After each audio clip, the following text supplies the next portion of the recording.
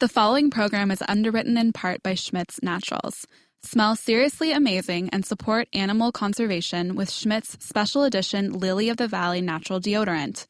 Created in collaboration with the Jane Goodall Institute, 5% of each purchase goes to animals in the wild. Learn more and pick up your stick now at schmitz.com. Celebrating the connection with our pets. This is Animal Radio, featuring your dream team, veterinarian Dr. Debbie White and groomer Joey Villani. And here are your hosts, Hal Abrams and Judy Francis. Okay, you're going to love today's show. Grab your pets, gather around the radio. And when we're talking about your pets, we're talking about any kind of pets. It could be your alligator or your flamingo, your kitty, your puppy, or your goat. Your goats will love today's show. We're having back on Leanne Lauricella. She is the goat mama. Goat mama, huh? Well, but you call her that for real. I do. What's her name? I called her goat lady at first, and then I realized, no, she's not goat lady. That's a completely different thing. She's goat mama. She's the one that took the picture of her goat, Polly, dressed up in a duck costume. I saw That's that. right. Yeah. Yes. And she has a brand new book out. We're going to talk a little bit about it. Also on today's show, the big deal, CBDs. CBDs. You've seen these CBD supplements. Maybe you've even been pitched one of these CBD supplements for yourself or your animal. It's supposed to help them with pain or reduce inflammation. We're going to get down to the bottom of this today, okay? So what does CBD stand for, Hal? Is Dr. Debbie in here yet? I knew it'd stump you. As soon as Dr. Debbie gets in here, I'll find out what it is. Cannabidiol. Cannabidiol. Yes. Very good, Judy. That is I very remember. good. I mean, Yes. yeah. Okay.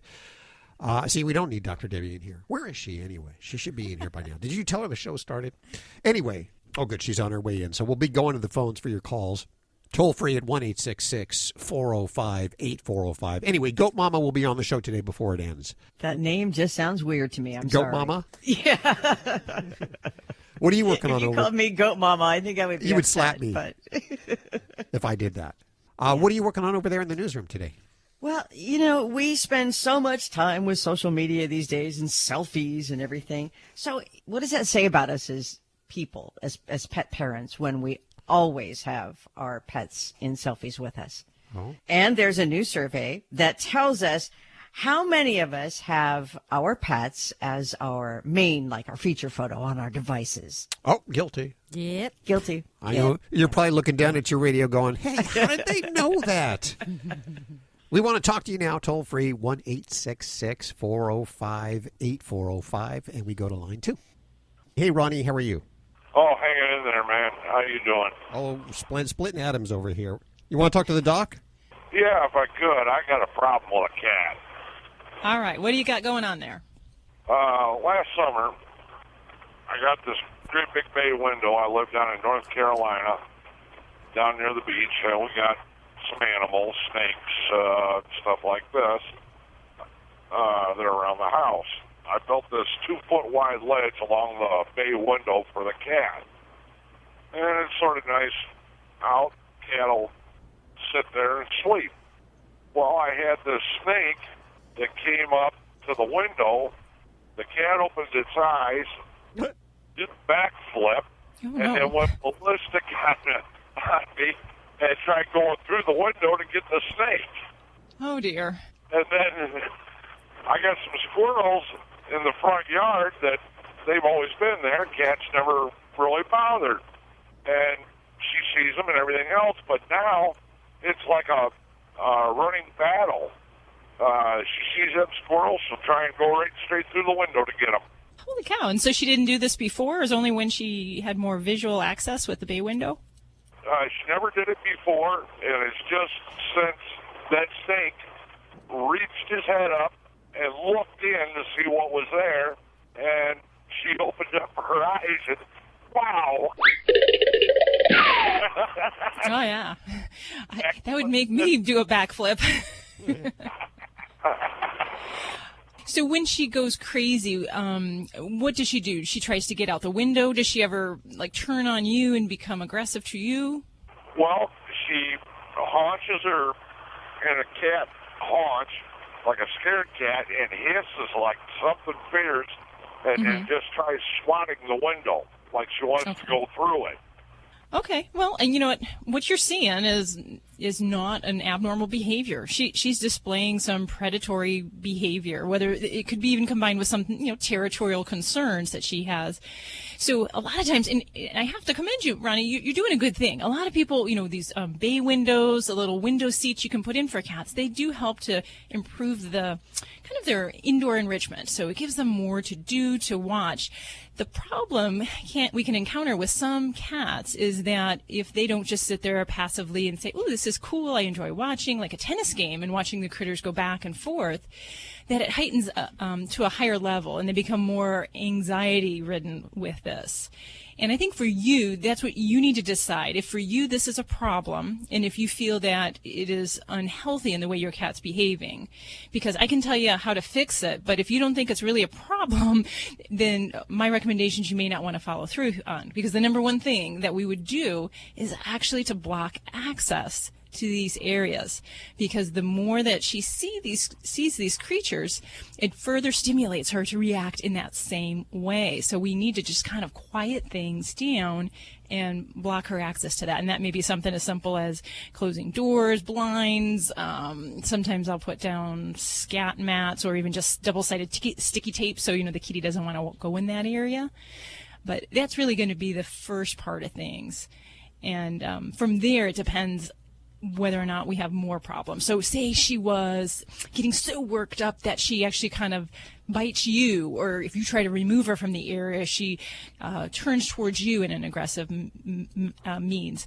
That can happen, and that can escalate for a cat that's just kind of freaked out and anxious by seeing these little predatory critters outside. That can get worse. So you can decide if you want to make steps to curb this at this point, and if so, the focus is we just need to get her away from that stimulation. And access blocking is going to be the first thing. The other things that I'll look at are going to be kind of anxiety, medications, and therapies that we can try. But again, you tell me, Ronnie, is this a problem that you want to stop how she's behaving, or is it kind of fun and entertaining when she's doing this?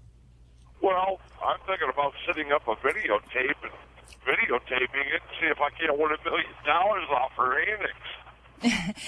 Well, then you just answer that, Ronnie, because you're thinking this is funny, and it sounds interesting and funny. But my concern is that if this goes up a notch in her anxiety level, that it could be an unhealthy pastime for her.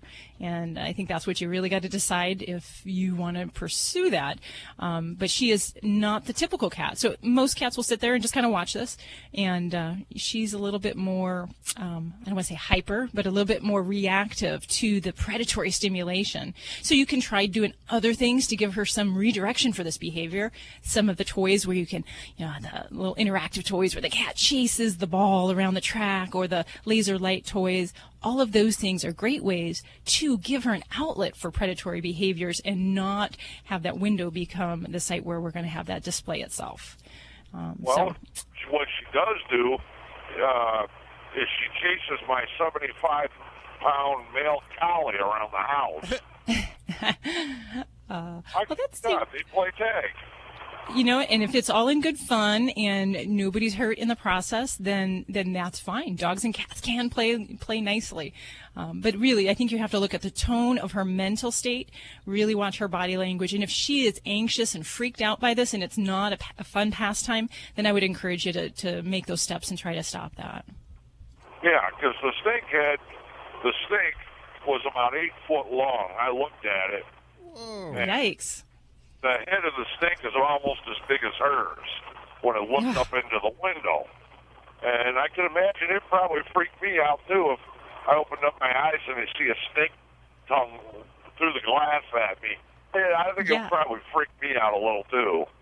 Holy cow, yes, absolutely. And you got to be thankful that your cat is safe and sound indoors and not face-to-face with that snake. Yeah, it's a snake that is on my property. It takes care of all the poisonous snakes. It's a black snake. Okay. All right. And I live in an area where there's a lot of water. I get a lot of cottonmouths, copperheads, a lot of poisonous snakes, but this black snake chases them off. So I keep it around the house. It's just the first time that she's seen it. Yeah, well, and obviously it's going to leave an impression because negative experiences do leave a stronger memory for animals than all the good stuff. So, it takes a longer time to extinguish the way that she's going to respond to that sight of a snake or even a squirrel or whatever it might be that she's thinking that's going to be a danger to her, raccoons, whatever it might be. So if you're not real hip on changing this, like I said, you're in control of this, and we can look at doing some things kind of holistically, like scent pheromones that can help to calm her down, but really you're going to need to control that environment. Thanks for your call, Ronnie. I appreciate it. 1-866-405-8405. Now, Laura, you had a question for Dr. Debbie about feeding your pets organ meat, liver in particular, right? The dog chef, Kevin Matthews, was saying, he said a couple of times about how liver, which is an organ meat, might cause other things in dogs, but he never elaborated on that. And in humans, I know it can cause gout and other things that rich organ meats can. What is the effect of an organ meat when you feed it excessively to a dog? Well, there's a couple concerns. Some are similar to people, some are a little different. In animals, it's very dense in vitamin A, and that can you can cause a toxicity by feeding too much vitamin A. So that's one of the reasons that it's not a primary meat source that we use on a daily basis. The other thing is it's also high in cholesterol, and that's one reason for people that it's really an organ meat like that is really not something we would want people to eat on a regular basis. For me, I have kind of the ooh factor. I used to love liver as a kid because I like to touch it. In the grocery store, I like to stick my finger in it. It felt so cool, I thought. But it also processes waste. So yes, I'm telling you way too much about my weird childhood. But it processes waste. So it basically, detoxifies the body. So, there's also some folks that have concerns about that. Sure. Well, if you're eating something that detoxified another body, doesn't that just put the toxins into your body? Well, that would be the concern. And that gets all to food handling and food safety. But I'd say for animals, it's really, one of the vitamin A concerns is the biggest. You're listening to Animal Radio. Call the Dream Team now at 1-866-405-8405. Nature at its best is nature at its simplest. At Red Barn, we've kept it simple for 20 years by concentrating on single-ingredient natural dog treats. Because Mother Nature's actually pretty good at this. Bones are just tasty bones. Meat treats are just nourishing meat. It's nature at its simplest. Look at the label. We want you to. Red Barn Natural Treats. Simply the best. Find it in your local pet specialty store. Try our slow-roasted, natural meaty bones. You're listening to Animal Radio. Call the Dream Team now at 1-866-405-8405. It's Animal Radio. This is your lucky day. We are just moments away from talking to Leanne Lauricella, the goat mama. She's no stranger to Animal Radio, so grab your goat and get around the radio. Your goats will love this, too. It's all about the goats. We have some goats right down the street from us. They're hired goats. Yes. I don't know if they're union or not, but they've been brought in to reduce weed control. Weed control, is that it? I thought it was so that there wouldn't be fires. Yeah. Mm-hmm. Well, they're around the park. I don't think there's going to be fires over there. I think you'd be surprised. Well, maybe, but I thought it was for weed control. And yes, I did see them this morning. And a dog I was walking is just stops and its eyes get real huge. It's never seen a goat before. It doesn't know. It thinks it's a funny looking dog. It just stops and stares. My dogs are so nosy. I would be stuck there all day with them because they would be staring forever. Yeah. Well, I've learned to love goats since meeting Leanne. She is just all about the goats, and she's like an Instagram feed. This is like the only social media that I will do. I will go through her Instagram feed. That and Esther the Wonder Pig. Both of those. Oh, there you go. Yes. Lori, what are you working on for this hour? Well, earlier this month we passed in Florida the Amendment 13, which bans greyhound racing in the state pretty soon. Yay! But there are, if you didn't know this, on both sides of, animal lovers on both sides, some are celebrating and some are crying about this. Really? And so we'll tell you why. Oh, okay. I cannot wait to hear. I would think all animal lovers would love that. But we'll love it. We'll find out why not. In just a few minutes. That's about 10 minutes away, in fact, and your call is in between now and then. Let's go to Steve. Hey, Steve, how are you doing? Pretty good. My little one just had a bout with, I guess, what they call colitis or whatever, the little blood in the stool mucus and all that. And, of course, it's frightening. Sure. Oh, yeah. It's worse for me than it is for him, They gave him I guess what the classic medication is, the flagyl or flagell or whatever it is, the meta. Okay. Mm-hmm. What do they call that? Meta something? Metronidazole. Yes, ma'am. Okay, you got it. After that's over, and everything is firmed up now, and everything that comes in is going out. A couple of people have said I should give him a probiotic or something to reestablish what that may have killed. In other words, that's an antibiotic, correct? Metronidazole is, in fact, an antibiotic, yes.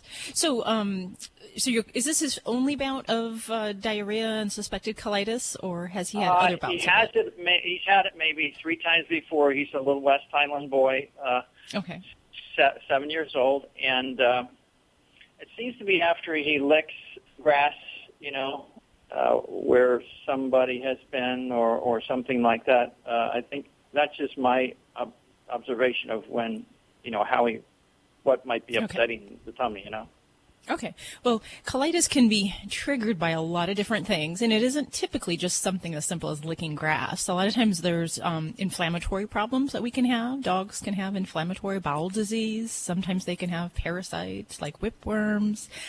There's a whole category of stress-related colitis that we can get, sometimes with psychological or physical stress. And there's even fiber-responsive colitis. So there's a lot of different things that can cause this. So I guess my first thing is, if this is the only bout he's ever had, I don't necessarily think you need to go on a long-term probiotic. For some pets that are really struggling with a bout of digestive upset, whether it's colitis or generalized vomiting, diarrhea, if it's deemed appropriate by the veterinarian, a lot of times we will use probiotics. And the idea is that we want to help to restore those good beneficial bacteria, because there's always this little battle that goes on in an animal's gut. And there's good bacteria and then there's bad bacteria. And if there's plenty of good bacteria, they're kind of taking up the seats in the theater, then those bad bacteria, the idea is they don't have as much opportunity to get established.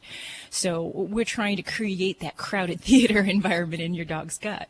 So a probiotic can help by doing that. In many cases for pets that are on antibiotics for a lot of various reasons, not just diarrhea, we will use probiotics just to help to try to keep that good balance of bacteria in the gut. So that's often used during and after a course of an antibiotic. Perhaps if this is, like you said, more than the first episode your doggy has had, then a good probiotic would be in line. And I think everyone always asks me, I knew you were going to say that, because everybody does. And my best recommendation is to go with a veterinary produced probiotic. A lot of research still needs to be done into what is the best probiotic, and there is not a standard agreement in veterinary medicine. There's a lot of different cultures. You may find some that have lactobacillus, bifidobacterium, enterococcus are all real common ones in different veterinary produced probiotics. But efficacy and stability is really a thing, so that's where I don't often recommend just going to buy a cheapo one that you'll find on the shelf, because probiotics have to survive the gut. They have to survive a lot of acid environment in the stomach, get past the bile in the small intestine, and old probiotics, or those that aren't properly either refrigerated or freeze-dried, they're just not going to have viable live culture in there, and that is really important.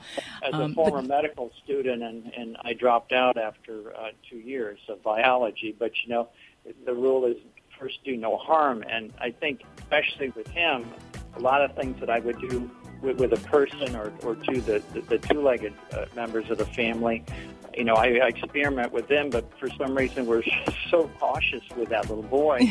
A lot of people will take care of their pets, and they put more thought into their pet's care than sometimes to their own. It's like, I got a headache, no big deal. Absolutely. Got a cut, scratch. Absolutely. Yes. There's no doubt about that. Do you travel with your dog? Of course. My pets are part of our family. Me too. I take Daisy with me everywhere. Right, Daisy? So how do you find out what hotels welcome your dog? I read Fido Friendly, the travel and lifestyle magazine for you and your dog. Sounds perfect for planning our next vacation. Right, Daisy? It is. Their motto is leave no dog behind, and they have great hotel and destination reviews. Where can I find the magazine? Go online to FidoFriendly.com. I will for sure. Come on, Daisy. We're off to find our next adventure. This is an Animal Radio News Update. I'm Lori Brooks. Pet owners in the UK are being asked if and why they include their cat or dog in their selfies that they post on social media. It's part of new research into our relationships with pets. Similar research continues here, though, in the United States. Dr. Lori Kogan of Colorado State University says a previous study done here in America on this subject suggested that 50% of pet parents had their pet as their feature photo on their devices. And that behavior, she says, offers insight into the close bonds between people and their cats and dogs. Now the scientists are looking to see if this trend is also similar in the UK to help us better understand the pet-people bond. So there are actually U.S. scientists helping on this study in the UK, where, by the way, there is estimated to be more than 9 million dogs and 8 million cats that are pets. That sounds like a lot, doesn't it? But here in the U.S., we have many, many, many more pets. An estimated 70 million dogs and 74 million pet cats. Wow, compared to, run those numbers by me again. I'm sorry, I thought I missed them. That was the UK? In the UK. Yes. Yeah. How many pets? 9 million dogs, 8 million cats. That's all. Wow. Mm-hmm. Yeah. Okay. And 70 million dogs here, 74 million pet cats. Yeah, well, I think the territory is a lot bigger here, too. Okay. Absolutely. Is it? Okay. By the way, just a show of hands, how many of you have your pet's photo as your main screen photo on your phone? Guilty. Guilty? Me too. Guilty. Now, if you missed it, Florida voters approved Amendment 13 in the midterms this month. That is going to end greyhound racing in the state by the year 2021. Wow. It was huge news, but because the election itself was so huge and there were so many big races, it wasn't covered as much. The really big news is that now rescues are going to need your help because the amendment did not address what to do with the approximately 7,000 soon-to-be retired greyhounds, which leaves local rescues to pick up the slack. In fact, rescues all across the country are gearing up for this. Groups are said to be mobilizing now in other states, and every state is helping. So if you're considering maybe in the future adding a new dog to your family, you might want to do some research on your own and consider a greyhound. Yeah, that's great news, by the way, for Florida. Yeah, and I just want to add, if you think that getting a greyhound means lots of exercise and running around, that's not true. They are one of the biggest couch potatoes. Yeah. They don't have to run. They don't need to run. They're happy just laying on the couch with you. Yeah, so adopt an older greyhound. Yeah, well, some of them are young. They race them, I think, at 2-3 years old. Wow. So, yeah. Okay. That's good to know. I have a friend who actually rescues. I have several friends who rescue greyhounds, but one is very, very active in it. And she was actually opposed to this measure, to this Amendment 13, because of how many greyhounds it was going to put out there. And she's been to the track and rescued them right off the tracks. And she swears that they are very happy and well adjusted. But because they didn't put anything in the amendment to help people, retire their dogs appropriately, that it was just going to flood the market, and that might be even sadder. Yeah, but once it's over, it's over. I think these animals have lived in cages. I think they push them too much. I think they start them too young with their bones. I personally don't think they have a great lifestyle. Too bad they didn't have an amendment for that, but still great legislation. I'm Lori Brooks. Get more breaking animal news anytime here and hear all sides at animalradio.com. This has been an Animal Radio News Update. Get more at animalradio.com. It's really easy to talk to the Dogfather Joey Villani. Toll free 1-866-405-8405. You don't even need to kiss his ring. He will. Nope. You used to. Back when we started, you had to kiss his ring. Yeah, things change. could I tell you? So I guess skunks are out in full force right now. Is it skunk season? I guess it is. I mean, I don't really know if there is a skunk season or not, but I do know is when we have a lot of dogs that come in that are being sprayed. And, they instead of calling me right away, they try to do their own home remedies. And, the first old wives' tale is the tomato juice, which, the acids from the tomato will... I don't know. I don't think it does anything. That doesn't work, though. They does say it doesn't. It Not makes. at all. Listen, it makes a mess. Okay, especially if you got a big dog that doesn't want to be to get a tomato juice bath, and you can't control it, and then it runs through the house with covered in tomato juice. It's horrible. Not only does your house smell like skunk, but you're cleaning up stains from tomato. Whoever tomato started juice. that horrible rumor? I think it was somebody who was mad at somebody and said, "Here, try this," and they got even with them. But I'll tell you what, I always have different remedies, and we search to find the best one. This is a new one, and it works absolutely fabulous. Number one, I want to just say something that when a skunk sprays, it's mainly scented oil. So what ends up happening is when you go right to just putting water on the pet to try to rinse it off, it sets in the oils and the scent will stay actually a lot longer. Oh, it makes it worse. But it really does. It really does. So what you want to do is you want to break that down first. So what I found over the past few months, actually, what works even better is if you're doing it at home, well, obviously you are, because otherwise you'd be coming to me. So this is a home remedy. Fill your tub up with tempered water, water that's comfortable for you to take a nice warm bath where you'd be comfortable in. And then you want to add about a half of a cup of your favorite pet shampoo. So you want to mix that in, and that's important to say. Put the dog in there and have them sit down. And then what you're going to do is you're going to bathe or sponge this or cup it or over the pet, whatever, however you want to call it, and get the pet wet with the soapy water. In the meantime, what you want to have made is you want to take a half a quart of hydrogen peroxide, an eighth cup of baking soda, and a teaspoon of dishwashing soap. Any favorite dishwashing soap that you use, like Dawn dish detergent or something like that. Mix it all together. On the wet dog, apply this throughout the dog, all over, and just don't get it in the eyes, and work it in really good. It's going to get real sudsy, and let the solution sit on for about 5 minutes and rinse it off. Smelly areas that you've missed, just repeat the process all over again. You can even just do those certain areas. And I can tell you what, you're going to get most of that smell away. I've never seen anything to take it away 100%, but you'll reduce it up to 75 to 90%, which makes it tolerable. The big problem is sometimes, pets, dogs, when they're going for a skunk, they usually go face first, so they get shot right in the mouth. Unfortunately, there's not too much you can do at that point. Do not use the solution in their mouth. It will go away after a couple of days, but a lot of times it is their mouth. So if your dog lets you smell their face without getting bit, sometimes check that, because people say, well, my dog still smells. Well, it's the breath is what you're smelling. Oh, okay. So stay away from the tomato juice. Oh, God, yeah. What is the recipe again? How much baking soda, shampoo, and everything? It is a quart of hydrogen peroxide, an eighth cup of baking soda, and 1 teaspoon of dishwashing soap. But the key is that you have soapy water in your tub first, because that's going to help break down the oils.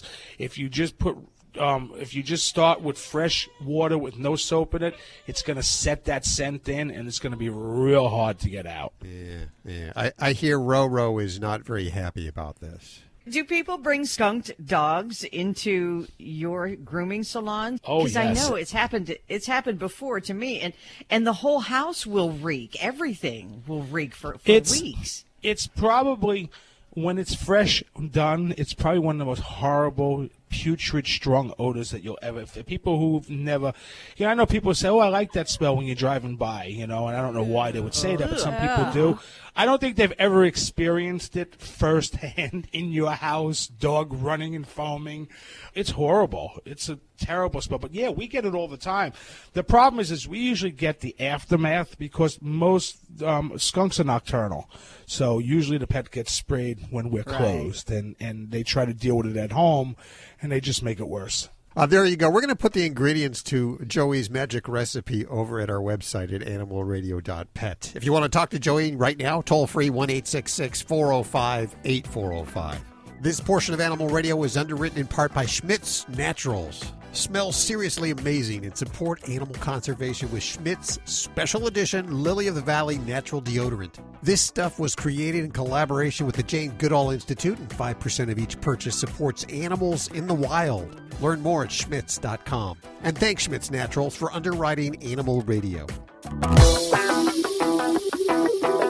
Alan Cable, here's today's Scam Watch. A lot of folks are going to the internet to find themselves puppies. Folks like Dawn, who lost one of her dogs on Thanksgiving. So she went online to find a new puppy. Came upon bestfriendhusky.com. She read all the testimonials on the website and felt comfortable with it. All of them said they would come back again and get another husky. She picked out one of the puppies and sent the breeder in Minnesota $500. But did the dog arrive? No. She sent another $905 that was supposed to be for a special heated crate. I finally realized that this is for sure a scam. The website was taken down and she never heard from the breeder again. Thousands of people a year who just want to get a new puppy are getting ripped off. We get tens of thousands of complaints on this. I would never get a puppy sight unseen. Many times the pet you fall in love with online doesn't even exist. It's just a picture off the internet. Dawn got herself a new puppy, but she also got scammed. He's an evil man.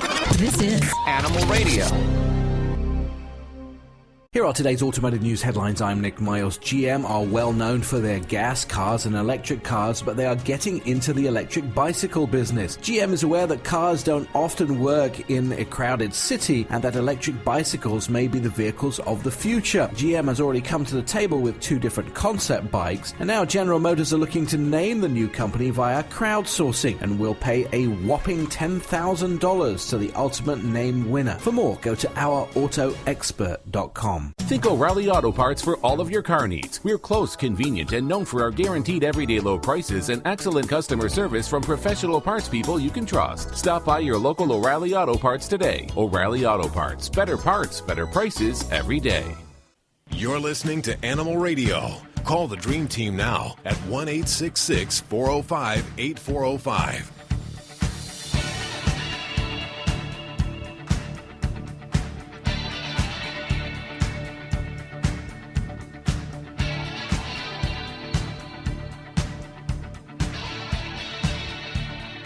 It is Animal Radio, celebrating the connection with our pets, our flamingos, our kitties, our puppies, our alligators. Some people have alligators as pets. Who am I to judge, right?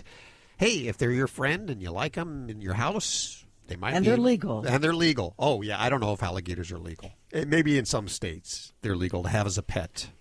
I don't know that they'd be a legal pet. You'd have to have a wildlife permit? Or something like that. Yeah, really? Okay. I would imagine. I mean, you can't go walking your alligator down the road. You could, but you might get in trouble doing that. Well, good afternoon, Heather. How are you? I'm doing well. So what's going on? How can we help you? I have the whole team here for you. Oh, terrific. We need a whole team. Uh-oh. So it's a household with my daughter and I, and I have had 2 chihuahuas. One is 4 and one's 3. It's mama and baby. I mean, literally. And then we have several cats. And the cats aren't the issue. We brought in a new rescue border terrier puppy in June. And he got along great with the chihuahuas until he got bigger than them. And then now they're, and they played and they cleaned each other and did their ears and all that stuff. And it was great fun. But all of a sudden he got more, I don't say aggressive, but assertive in his play style. Okay. So they now turn the other way and leave the room when they see him coming in. Okay. And we've tried, we give him treats and we give him all love and all that stuff. And we just need to know if it's a puppy stage or something we should do to kind of control his aggressiveness with the play style, which they do not appreciate. Okay, now you see aggressiveness, so I just need a little clarification. So meaning he's rambunctious, like he kind of bounds on them, leaps on them, and it's something they don't appreciate, or is it actually gotten to bites and growls and something more like that? No, I would say what you said the first part. Okay. It's just too rough a play for them. And they are neutered females, and he's a neutered male, and he's probably going on 4 or 5 months now. Okay, all right. Old, well, yeah. You got two different demographics going on. You've got the adolescent boy right now. Okay, we'll put this in kid terms. We got the adolescent boy, and you've got the 20-year-old college age girls. So, do they want to hang out and play a lot together in the human world? Maybe some, but maybe their level of interaction together is going to be limited, and it isn't always realistic to expect those two different communities, if you will, to get along and to play and to interact in the same manner. So, yes, the trick is to try to figure out some common ground, and that might mean a couple things. That might mean that we work on rewarding the patience of the gals, and then we work on expending this boyish energy that he has and try to just kind of burn that down a little bit. And then hopefully we can find some common ground. But I don't think the goal right now that you should be focused on is to try to get them to lay next to each other in the same room and say, oh, all is nice, because that might just be a bit unrealistic for his age and his exuberance that he has. And being of a border terrier, I mean, they are a go, go, go, go. So terriers are all about doing, sniffing, getting into things, and that just might be a bit more than the girls want to have happen. So I do like the idea of treats and rewards, but I would treat and reward the girls when he's around. So just the fact that he's around, maybe interacting in the same room, that's a great reason to give them a treat. I wouldn't just give them a treat for no good reason. I would make sure we try to pair that physical presence of the other dog with something good comes to them, whether it's a special treat, some special love, whatever it might be that your dogs enjoy. But I really think the big thing is for this young fella is to get him worn out, and that might mean finding some activity that is good for him to just kind of burn that energy down, whether that's going to a play group, like a puppy kindergarten class, a doggy daycare. I said play groups. Taking him out for long, extensive walks, playing ball. Some little terriers excel at things like fly ball, which is kind of a retrieving game with balls where they have to do a relay race, and that could be a great thing as well. So something to give him some physical activity and stimulation, so that when you do have them all together, you can kind of expect hopefully the interaction will be a little bit more on a subdued level for him.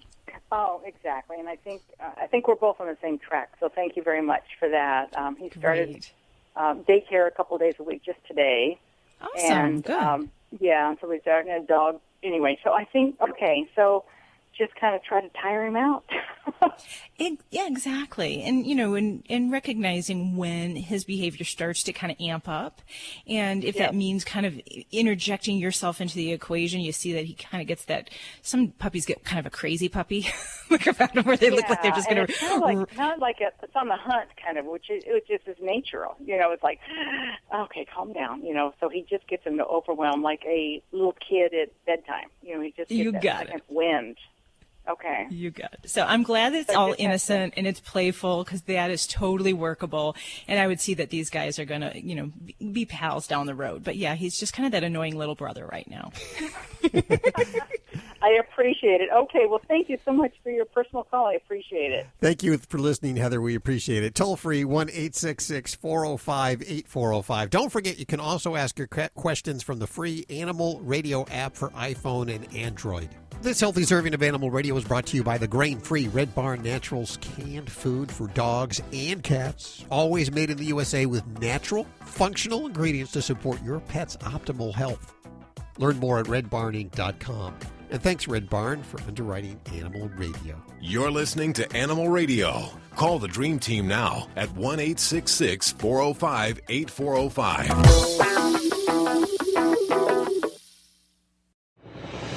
If Ernest Hemingway was alive today, would he say this to you? Shakespeare, Mark Twain, Edgar Allan Poe, all great writers. And after reading your book, I simply must add you to the list. Wait, you don't have a book yet. So make a free call to Page Publishing. Their expert staff can help you turn your book idea into a real book, a masterpiece that could someday make the bestseller list in hard copy and digitally all across the world. Page Publishing can help you completely take your idea for a book, write it, and publish it. So if you want to join the ranks of some of the most famous authors in the world, call now for a free information kit. Turn your book idea into publishing gold. Make a free call right now to Page Publishing. 888-785-0618. 888-785-0618. 888-785-0618. That's 888-785-0618. Celebrating the connection with our pets. This is Animal Radio, featuring your dream team, veterinarian Dr. Debbie White and groomer Joey Villani. And here are your hosts, Hal Abrams and Judy Francis. Well, hey, how you doing? You doing good? Oh, good. I'm glad you're here joining us today. If you want to talk to the doctor, Dr. Debbie, toll free 1-866-405-8405, or the groomer, Joey Villani, the Dogfather. Don't forget, you can also ask your questions from the free Animal Radio app for iPhone, Android, and BlackBerry. CBD. CBDs. See, you probably heard about my head is spinning. Yeah. You don't really have to go very far to hear a little bit about CBDs. It's what they're calling the new miraculous drug for both humans and animals. And it's unfortunately it hasn't been tested. It's a component, I guess, and you'll have to correct me if I'm wrong, Dr. Debbie. It's a component of marijuana. It's a part of it. It's a part of it that it's not the high part. It's not the part that makes you high, but it has anti-inflammatory properties. Am I to understand that correctly? Yeah, so it's what they call a phytocannabinoid. So it's an extraction from the plant, and it has an effect at different receptors in the body. And so cannabidiol, CBD, they find we do have receptors in the nervous system. So it may be used for things like seizures, for pain.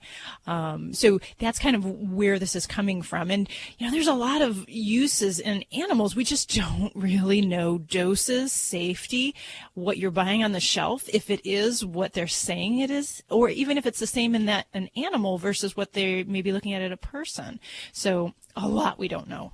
I get so many solicitations in my email every day about this. And I don't know if it's because I'm in the business, the pet business, or if everybody's just getting these kind of solicitations from manufacturers of CBD oils and supplements. And treats. And Everybody's doing a lot of treats now.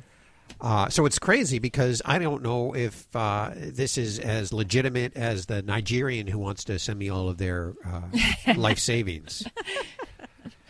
So, I'm going to say it's a little bit higher up in the trustworthy scale than it that, is. but I would say it's kind of like, you have a bag of, 20 products. Which one's the right one? Which one's going to be efficacious? And which one's going to make your pet sick? And that's kind of where we don't really know where that all falls. Okay. I know they're doing research on this. Not a lot yet, but they're starting to do research on this. And Dr. Joe Wakshlag, he's going to be joining us today. He is a professor. He teaches clinical nutrition and sports medicine and rehab.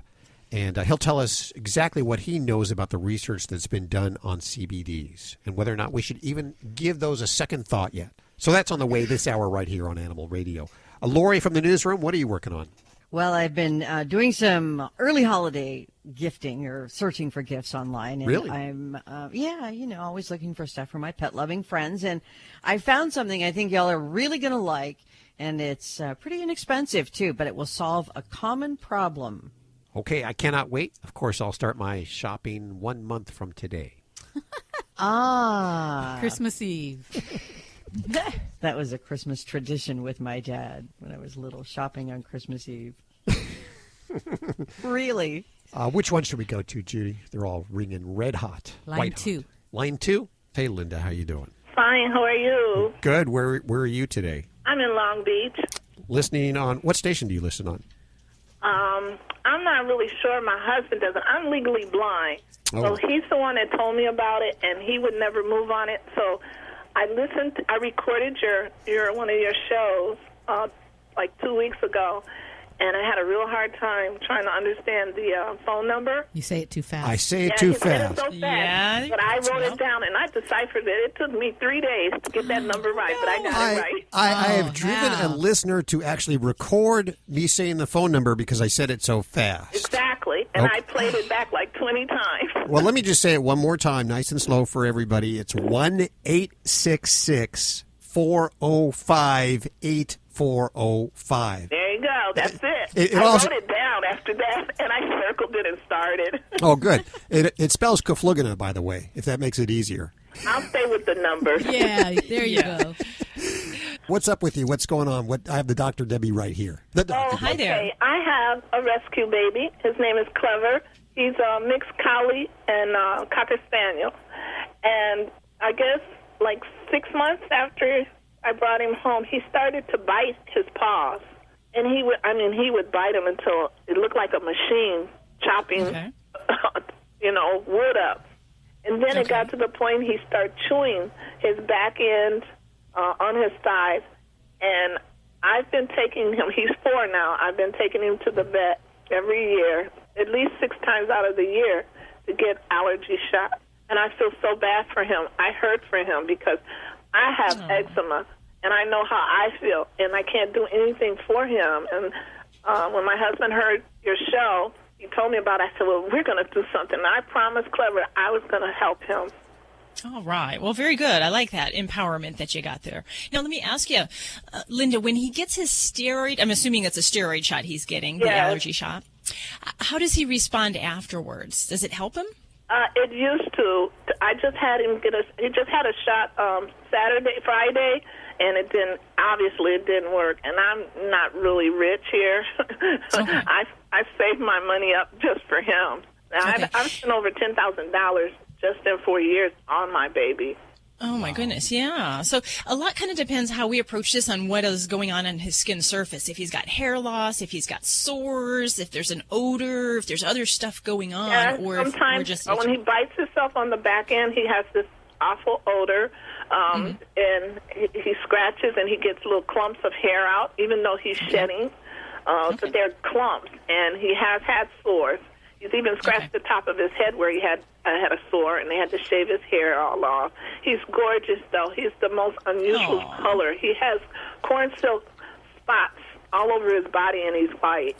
Oh, all righty. Well, I just feel so bad for him. I feel bad for any animal that has to go through this because I have one of those combs, and I have to leave it on him. I can't take.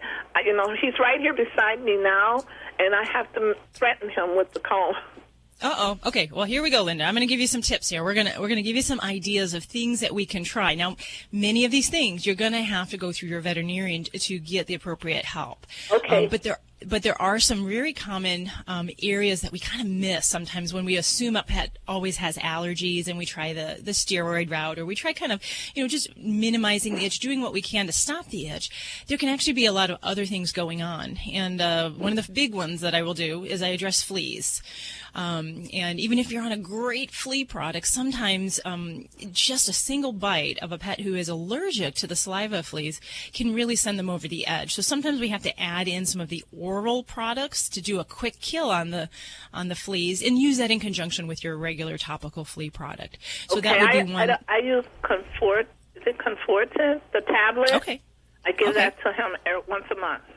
Okay, so that is one of those oral ones. So that's a great thing. Now, with that, you should also be following that up with some other form of a flea control, because that is only going to be killing those adult fleas, maybe lasting for the good month, but we want to use something else in conjunction with that. So amp up your flea control there. Now, the other thing that I'll often do, and, I like to do tests. I'm a veterinarian. We like to have proof for some of these things, but sometimes we don't always have maybe the finances to permit that. Right. One simple thing you can ask your veterinarian to treat for are mange mites. They're microscopic mites that are very, very itchy, and they can actually occur in a pet that's been on chronic steroids. It can happen on its own right as well. So with that, there's a different type of approach for mange mites. But see your veterinarian about that and ask them for treatment for that. Okay. Now, the next thing that really can complicate an itchy dog, whether it's allergies or we have something like fleas or we just have chronic skin disease, is going to be an infection. So we can get yeast and bacterial infections that kind of come around on the ride, if you will, with diseased skin. So a lot of times with all that scratching and all that itching, it creates an abnormal skin surface. So the dog can't defend itself against normal things. So bacteria and yeast, which are kind of normally on dog skin, they get an opportunity to take advantage, and they find that happy home in that abraded, irritated skin. So a lot of times when I'm treating a pet with allergies, I need to also treat those infections. And again, a lot of times I like to check the skin to make sure we do or don't have those. But in some cases, if we're trying to streamline, I'll put a pet on a course of an anti-yeast medicine and an antibiotic at the same time, just to kind of cover our bases, treat for what could be there, and see if that might help. Because I'll tell you, yeast infections in dog skin are very common with pets with allergies, and they are intensely itchy, and they're also stinky. So we want to make sure we do treat that possibility as well. Okay. And then from there, if you're not doing some kind of home therapy with medicated shampoos, I've bought all their medicated shampoo. I've even bought Skin So Soft just to make sure that the fleas don't bite him. Okay. Yeah. And topical therapy can help. It by itself, it's not going to do the soul trick, but it can be a nice relief, a little welcome in that itch cycle. It lasts maybe for a day or a couple days at the most. So a nice oatmeal bath would be something that I would certainly say his skin would welcome. To do that twice a week. And really, I think, a lot of that's kind of going to your veterinarian and saying, hey, I'd love to do everything you'd love me to do, but can we try some of these things and maybe alleviate some of the other symptoms that might be going on, and see if that might kind of nip some of that scratch in the butt there for you. Okay, that sounds really good. I wish you lived near me. Oh, I would bring my baby straight to you. I wish I lived near the beach too. Where are you? I practice in Las Vegas. Oh, that's okay. I have a son that lives there and grandkids. I can come there anytime and visit. There you go. We'll give your baby a pat on the head there, Linda, and thank you so much for calling. Do you guys have a website or email or Gmail? Yeah, we have animalradio.com is our website. Okay. We're also on Facebook at Animal Radio. And if you have, if you're able to get an Android or iPhone app on your new tablet, you can download the Animal Radio app, and you can actually ask your questions right from that app. Wonderful. I'm learning. You go, girl. You go. I'm doing it all at one time. Linda, thank you so much. I'll start talking slower or giving the numbers out slower. Yes, please do. Thank you. Take care. Have a wonderful, blessed day. You too. It's 1-866-405-8405. A little rhythm to it. I'm going to tell you a story about how the drug war in Mexico began. And who was boss. Only on Netflix. Miguel Felix Gallardo, drug kingpin of Guadalajara. We take out Felix, we cripple the Mexican drug trade. Witness the birth of Mexico's drug war. We got to take down the ones calling the shots. It's time to take the gloves off. Gallardo crosses the DEA for the last time tonight. Narcos Mexico, now streaming on Netflix. You're listening to Animal Radio. If you missed any part of today's show, visit us at animalradio.com or download the Animal Radio app for iPhone and Android. It's Animal Radio, celebrating the connection with our pets. We will head back to the phones toll free at 1-866-405-8405 up next. And don't forget, you can also ask your questions from the free Animal Radio app for iPhone, Android, and BlackBerry. And you don't have to go very far to find CBD products. That's the new big thing now, and especially since it's marijuana has become legalized in many states throughout this last election. You'll be happy to know that some research has been started at Cornell. And joining us is Dr. Joe Wakshlag. Doctor, how are you doing today? Doing good. How are you? Very good. So what does CBD do? What do these products do, and how do they help the pets? We think that CBD has some anti-inflammatory properties, and so through those properties, hopefully we can get some pain relief to some degree. So more than, let's say, aspirin would or other anti-inflammatories? It's about the same. I guess we really don't know exactly how it works, but we do think it has some capability to stop the inflammatory cascade. What kind of research is now being done at Cornell? Nothing. It's actually considered illegal, so no one's being allowed to do much research except for Colorado State at this juncture. Okay, and what have we found in the research so far? The small study we did, we actually showed that dogs appeared more comfortable. Their owners were very satisfied with the response, and that overall our veterinary assessments showed some improved pain responses as well. Are there any side effects? None that we know of at this juncture. We have seen some mild increase in liver enzymes. The one enzyme is called alk-phosphatase. Alkaline phosphatase is a pretty nondescript enzyme that goes up with a lot of different medications, potentially. What is the price cost? Is it similar to other anti-inflammatories? Yeah, that's the real, we'll say, conundrum here is that you can pay, basically between $1 per dose to $3 or $4 hypothetically, and right now we think the dose is about 2 mg per kilogram body weight based on our study, but I'm sure we'll find more out as Colorado State finishes their studies. My mailbox fills up every day, every single day, with new companies that are now presenting this CBD product to pet parents, essentially. What is the difference? Are they regulated? Are some of these good? Are some of these bad? What do you know? We really don't know which are good and which are bad. We have some of the evidence from the studies done at Cornell initially and then over at Colorado State with the companies that are, giving us the analyses of oil. We know what it is. It's fairly consistent, but I think, as you said, there are a dime a dozen now out there on the internet market, and we have no idea.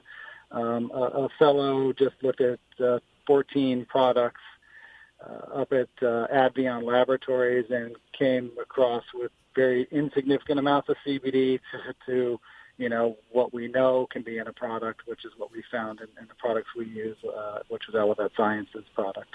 Is it safe to say that the normal person might not notice if one of these things is working on their pet? I mean, the pet can't say, hey, I'm feeling much better. Is it better to go after the pet market because people can't really prove whether it's working or not? Oh, I think there's enough evidence using various pain scores and various activity indices that have been validated for owner use, and that's what we use in our study, that we can, dogs can jump on beds again. Sometimes dogs start playing with other dogs.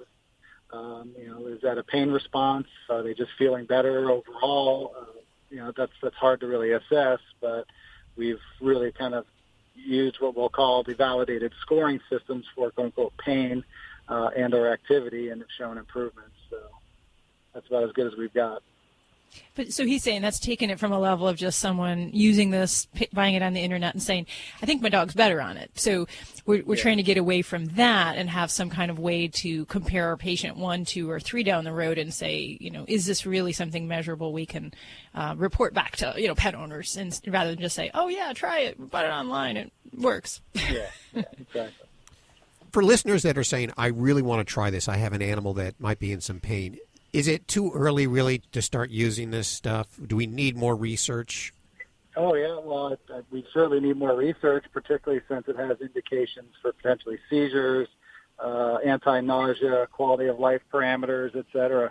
So, we need to do the research, but unfortunately, the DEA has folks running scared about using it. And so until the DEA actually comes around and says, not to, that we can start using it. There are a whole bunch of logistical things that are going on now between CBD being classified as a Schedule 5 drug, which means anybody can use it anywhere, anytime. However, the DEA has put stipulations on where it can come from and whether the FDA has approved it. The Farm Bill is a whole different thing, which in essence supersedes anything that the DEA is talking about right now. And I think that we'll see this open up as the Farm Bill in 2018 gets passed, and then people are less scared of what the DEA may or may not say because of the national growth regulations that will be allowable. We need more research for sure, but I think it's going to be a couple of years before we see it. Okay, I appreciate your time today. Thank you so much for visiting with us. Dr. Joe. You take care. Dr. Joe Wakshlag joining us, and I think that he echoes pretty much what you've always said, Dr. Debbie, that it might be too early, and that we're just waiting for the research to find out what this stuff does. Yeah, and to make sure there's no harm done, because there's certainly potentials for drug interactions that we can't warn people about. So, okay, so I'm ignorant. What does CBD stand for? Cannabidiol.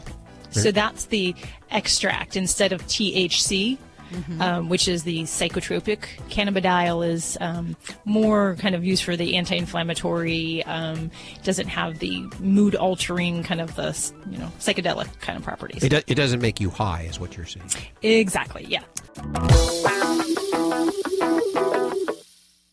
Here are today's automotive news headlines. I'm Nick Miles. Detroit Symphony has created the musical alerts that will be used in the brand new Lincoln Aviator SUV to be announced at the upcoming LA Auto Show. The sound recorded by the Detroit Symphony will be played for 25 different alerts and features inside the vehicle, including an open fuel door and an unfastened seatbelt. These combinations of alerts will be a blend of percussion, violin, and viola. Gone will be the annoying chimes, replaced by the sweet sound of a symphony. For more, go to ourautoexpert.com. Think O'Reilly Auto Parts for all of your car needs. We're close, convenient, and known for our guaranteed everyday low prices and excellent customer service from professional parts people you can trust. Stop by your local O'Reilly Auto Parts today. O'Reilly Auto Parts. Better parts, better prices every day. This is an Animal Radio News Update. I'm Lori Brooks. A new study has come out and started some conversation around how pets may be getting anxious and some even depressed when we spend too much time on our phones. Actually, this study was mainly about the positive effects that pets have on people suffering from mental illness, but somehow the attention shifted to become about how when we spend time on our phones and devices, instead of engaging with our pets, that we're essentially ignoring them because they're right there in the room, which can make them feel lonely and isolated. Several animal professionals have even come out on this, saying that this is a very real problem these days.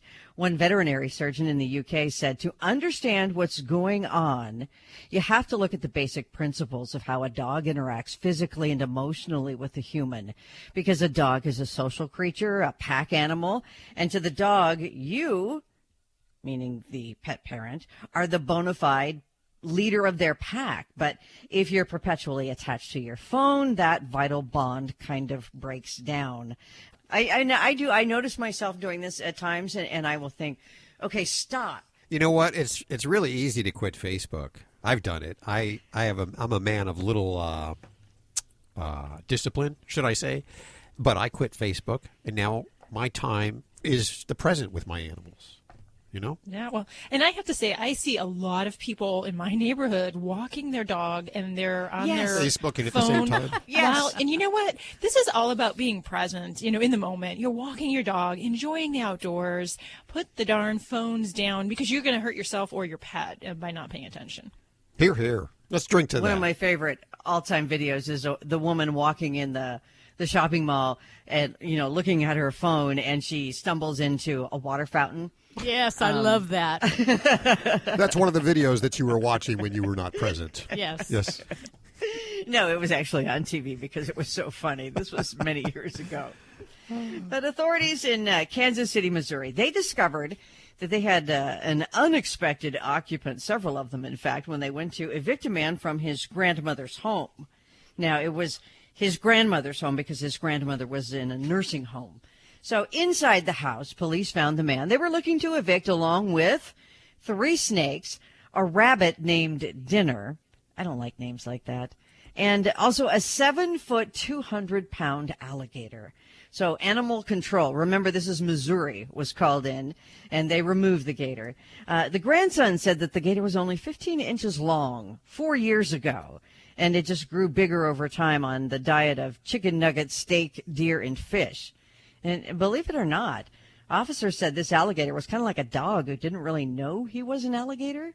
And the grandson was interviewed later and added that the gator is actually afraid of the dark and thunderstorms. But for now, it's a pretty sad situation. The gator is being kept at a wildlife rescue center, which is home to several other illegal pet alligators that got too big for their owners.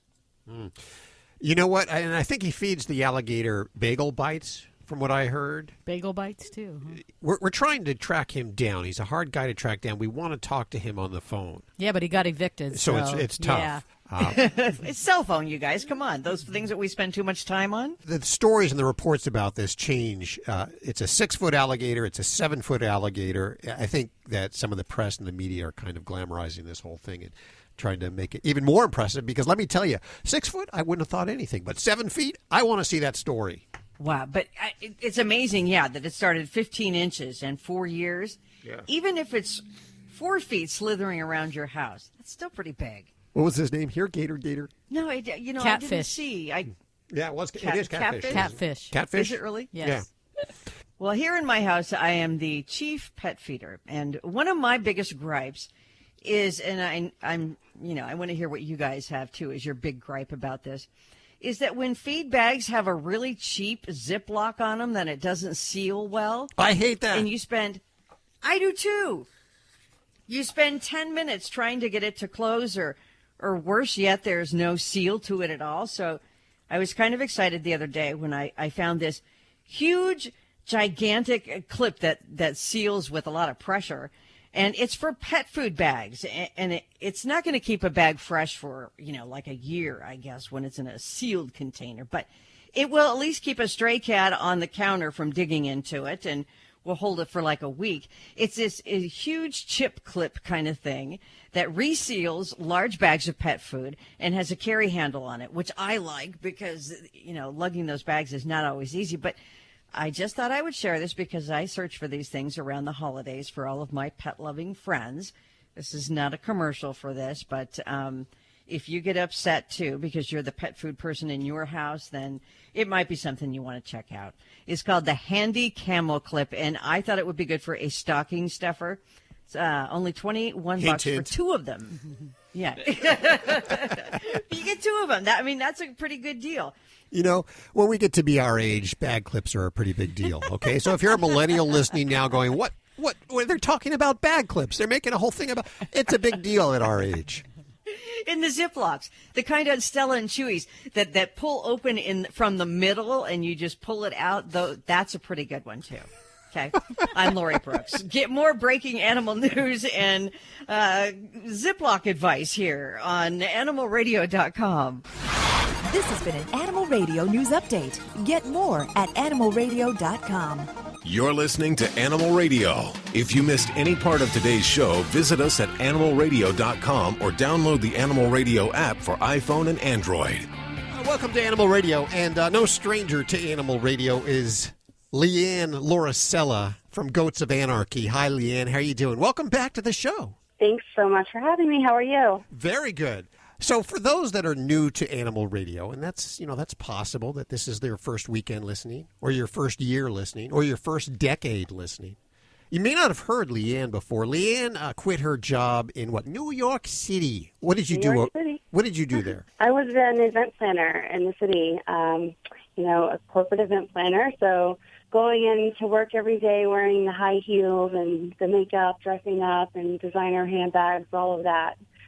So things definitely changed for me, that's for sure. Yeah, so it changed pretty radically. You gave that stuff up, got rid of the Mercedes, and got a pickup truck. And, I did. And you It was a great trade. It was a great trade, yeah, I bet, especially for insurance. So yeah. I got to think that, first of all, you must have felt like you really hated your day job, that you wanted to do this, but you felt that you wanted to have a sanctuary for goats? Well, I actually didn't really hate my day job. I was good at it, but I just was feeling very unfulfilled. I just felt like I'm going to work every day. What am I doing? I'm working for someone else. I'm making somebody else money, and where is this getting me? So I got goats as pets, and their names were Jackson Opie, and time that I started to spend outside with them, the more I did not want to go back into work and sit in an office all day. And I found myself loving mucking their stall, feeding. I loved every minute of being outside. And a couple of months later, I got 3 more goats. And so I had 5 and a little herd. And then I really got hooked. And I just decided I want to do something with animals. I don't know exactly what it is or where that's going to take me, but I decided to kind of take a leap of faith and quit my job, which was very, very scary, and see where it took me. Is there a Mr. Loricella? Yes. So I lived in the city when I was working, and I got married, moved out to New Jersey, and then started commuting. And so he was in agreement, at the time that it would be okay to kind of have a little animal adventure. And on my first day of unemployment, I was really nervous. It was a Monday. What do I do? I've never not had a job before. And then Instagram featured one of my photos on their homepage, and I got like 30 or 40,000 followers that day. And so I took that as a sign I was on the right track. Yeah, well, the picture was of Polly, if I'm not mistaken, and you put Polly, one of the goats, in a duck costume? Yes. Polly was a famous little goat. She's blind, and she would wear a duck costume, and it kept her very calm and eased her anxiety somehow, and that went viral, and that got us a lot of attention also. Yeah, and that eventually led to what's her name, Rachel Ray, and BuzzFeed, and a book, and it really has helped you not only promote what you're doing, but I'm sure has helped fund what you're doing. Yes, we actually have 6 books now, and 4 of them are children's books, and one of them is a book I just wrote called Peace, Love, Goats of Anarchy, and we've got calendars and all kinds of stuff, and that does help fund what we do. We're a special needs goat rescue, so we, specialize in goats that have lost limbs, a lot of them due to frostbite, a lot of injuries, amputees, some of them are birth defects, and we get them wheelchairs, little carts to get around in. We work with bionic pets, and we fabricate prosthetic limbs for them. So we have almost 30 goats who are in some sort of prosthetic or wheelchair cart. So we call those our robo-goats. But altogether now we have about 85 goats. We are with Leanne Loricella. Now, what do you like to be called? The Goats of Anarchy lady? What? Everyone around here calls me Goat Mama. Goat Mama. Okay, Yeah. I like that. We're going to take a quick break, and we'll be back with Goat Mama right after this. Stick around.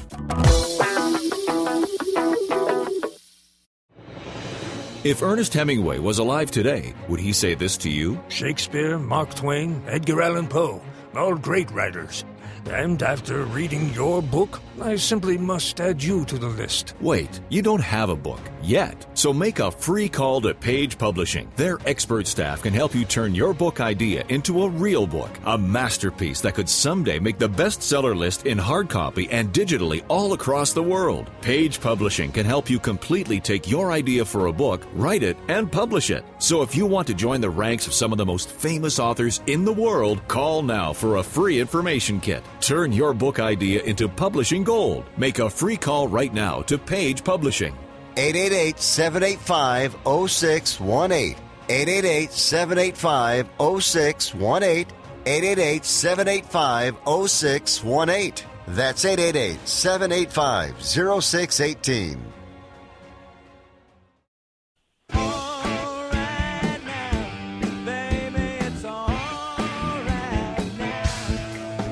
Hi, this is Paul Rogers. And Cynthia Rogers. On Animal Radio. Just know that it's going to be all right, meow.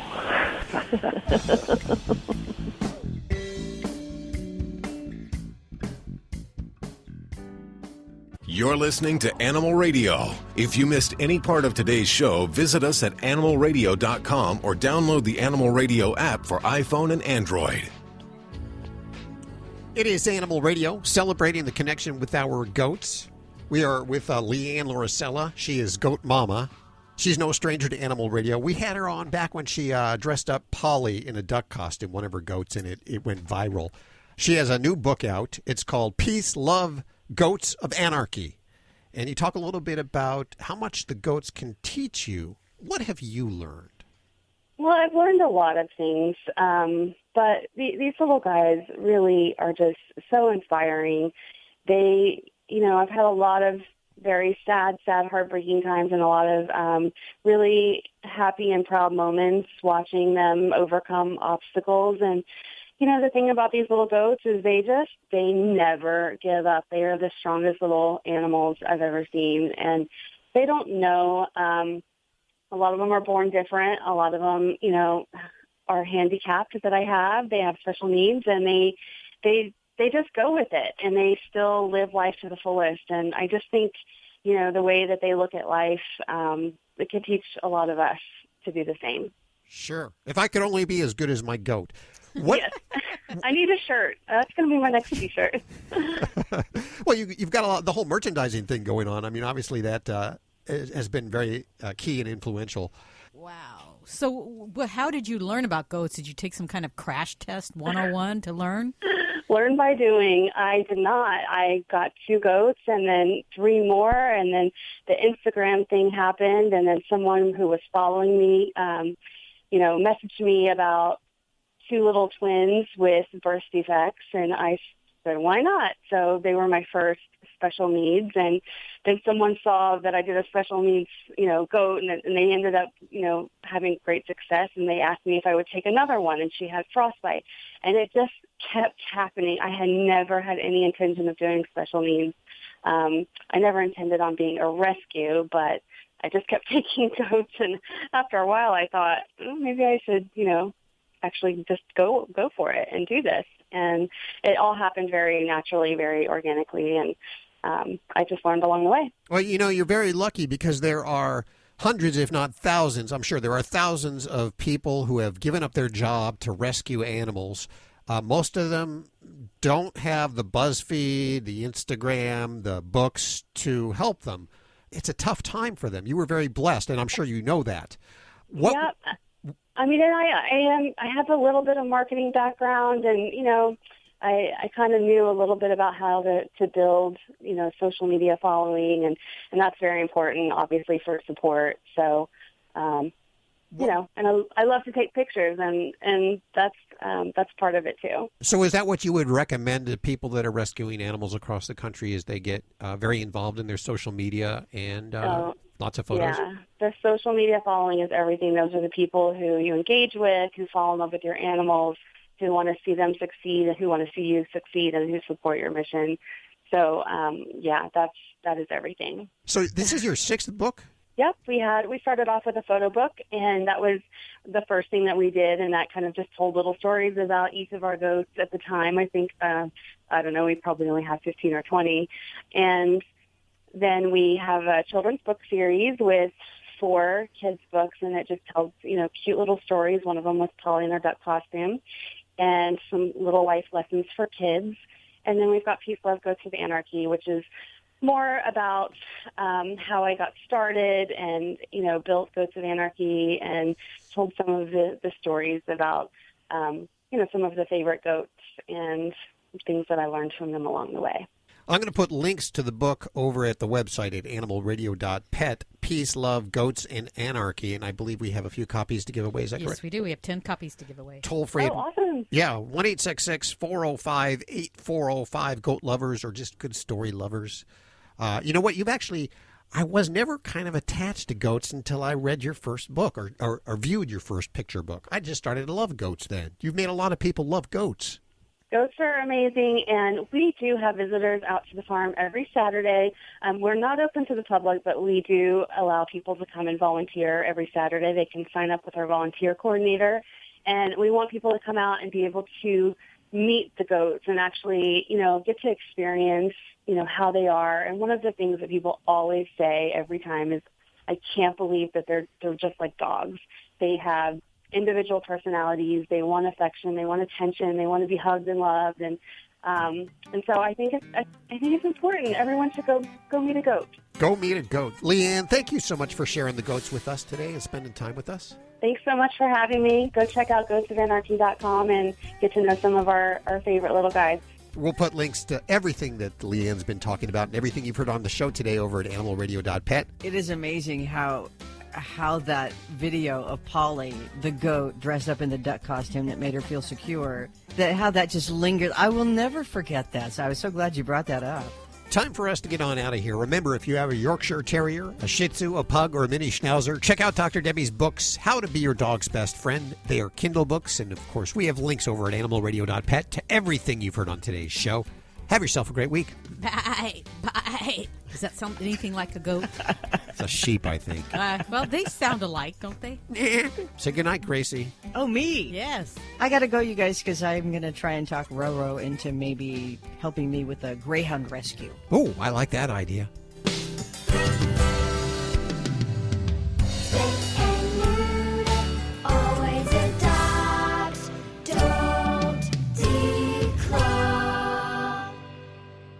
This is Animal Radio Network.